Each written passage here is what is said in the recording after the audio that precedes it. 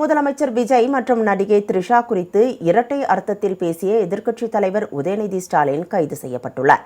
அவர் மீது பெண்களுக்கு எதிரான வன்கொடுமை தடுப்பு சட்டம் உள்ளிட்ட 9 பிரிவுகளின் கீழ் வழக்கு பதிவு செய்யப்பட்டுள்ளது. தஞ்சையில் நேற்று நடைபெற்ற ஆர்ப்பாட்டத்தில் உரையாற்றிய எதிர்க்கட்சித் தலைவர் உதயநிதி ஸ்டாலின், முதலமைச்சர் விஜய் மற்றும் நடிகை த்ரிஷா குறித்து இரட்டை அர்த்தத்தில் பேசியதாக சர்ச்சை எழுந்தது. இது தொடர்பாக காவல் நிலையத்தில் தமிழக வெற்றிக் கழகம் சார்பில் புகார் அளிக்கப்பட்டது.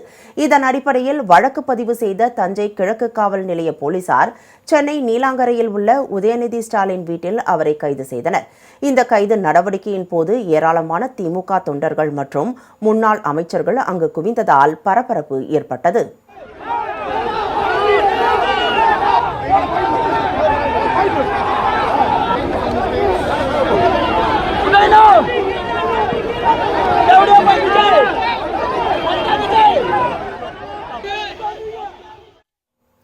கைது செய்யப்பட்ட உதயநிதி ஸ்டாலின் தஞ்சை அழைத்து செல்லப்படும் நிலையில் அவர் அங்கு நீதிமன்றத்தில் ஆஜர்படுத்தப்பட உள்ளதாக கூறப்படுகிறது.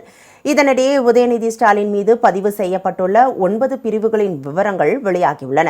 பொது அமைதியை கெடுத்தல், கலவரத்தை தூண்டும் வகையில் ஆத்திரம், பெண்களின் சுயமரியாதைக்கு களங்கம் ஏற்படுத்துதல், வேண்டுமென்றே ஒருவரை அவமதித்தல், ஆபாசமாக பேசுதல், மிரட்டல், குற்றவியல் சதி, பெண்களுக்கு எதிரான வன்கொடுமை தடுப்பு சட்டம், தகவல் தொழில்நுட்ப சட்டம் ஆகிய பிரிவுகளின் கீழ் வழக்கு பதிவு செய்யப்பட்டுள்ளதாக தகவல் வெளியாகியுள்ளது.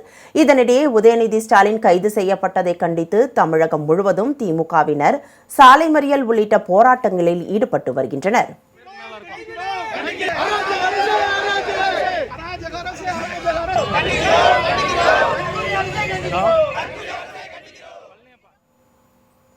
தேனியில் சாலை மறியலில் ஈடுபட்ட முன்னாள் முதலமைச்சர் ஓ பன்னீர்செல்வம் உள்ளிட்டோர் கைது செய்யப்பட்டுள்ளனர்.